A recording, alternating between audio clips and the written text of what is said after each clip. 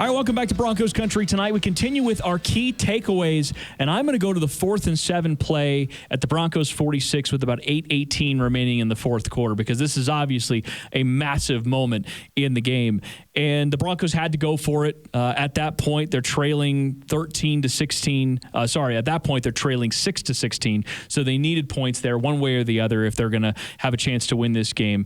So 4th and 7, and I mean, it's a great play, but what I thought was kind of funny about it is you kind of had, you had Patrick coming in on a drag, and then you had Noah Fant kind of underneath him on a sort of a stick right there, or he was sort of sitting down, and the safety played it as though he thought Fant was going to get the ball, and he started to motion up towards Fant as the ball's in the air towards Patrick, and he doesn't notice it until he's already out of position. I thought it was kind of a funny moment. Yeah, it was an instinct play. It's a square in from Yes. Tim Patrick, and the pick is sort of set by Fant there, the underneath. It's a great play. It's a great play on any down. Really, in that situation, it's not the greatest play because Fant isn't actually going to get the ball, and you know that. He's short of the sticks. That's right. So the safety making an instinct play on an early down call that you would normally make was the error there, and then Tim Patrick, of course, catches the ball, and you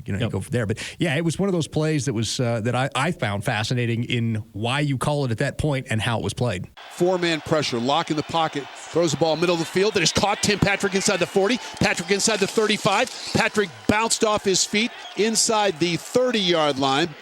27 yards, Lock to Patrick, the longest play of the day for the Broncos. So, yeah, like I said, it was just kind of a funny moment watching him instinctually go towards Fant, even though there's no way Fant was going to be able to get the first down. Mm-hmm.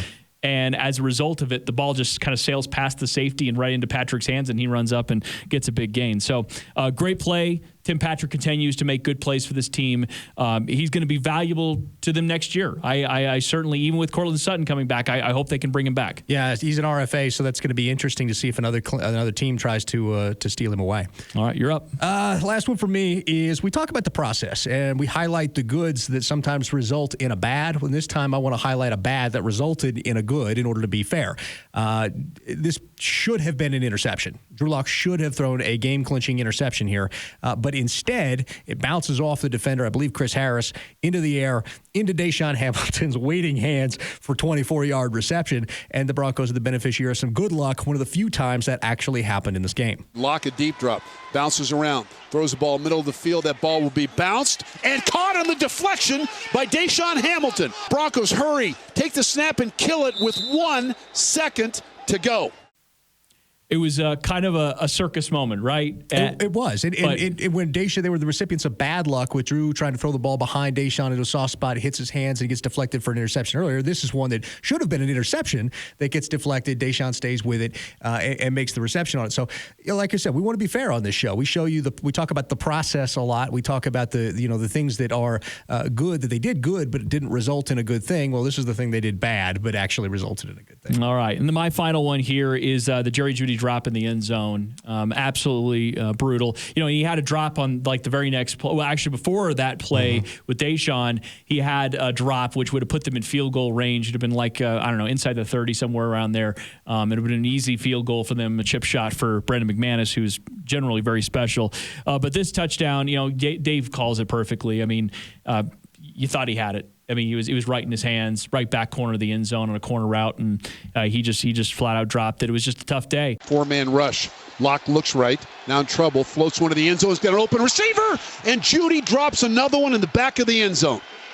Boy, it's been a really difficult day for the rookie out of Alabama. What I love about the Broncos' game plan is they stuck with it and they kept going to him. Mm-hmm. Even when in the midst of all of that, it was like, no, we have our best chance to win if you're involved and doing what you do. And part of this was the way the Chargers were playing them. We've talked about this multiple times throughout the year.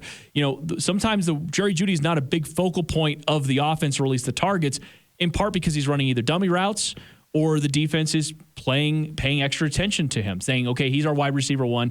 We're going to take him away, and you're going to have to beat us with Tim Patrick and Noah Fant and everybody else. Well, this case, the way they played, the Chargers played the Broncos, they allowed for Jerry Jeudy to get 15 targets in this game. And if he catches even half of them, the Broncos probably win.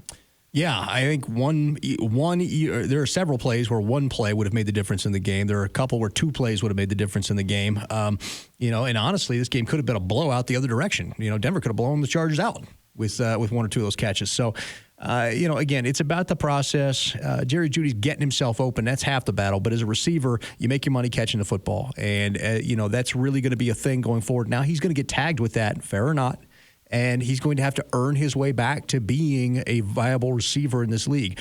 Fred Taylor, a guy who rushed for over 10,000 yards in his career, got the nickname Fragile Fred early on in his career because he got hurt so often, and he had to earn his way back to being, a great running back. Jerry's going to have to do the same thing. I expect he will. All right, that does it for our key takeaways on the Broncos' loss to the Chargers. Thank you for watching Broncos Country Tonight.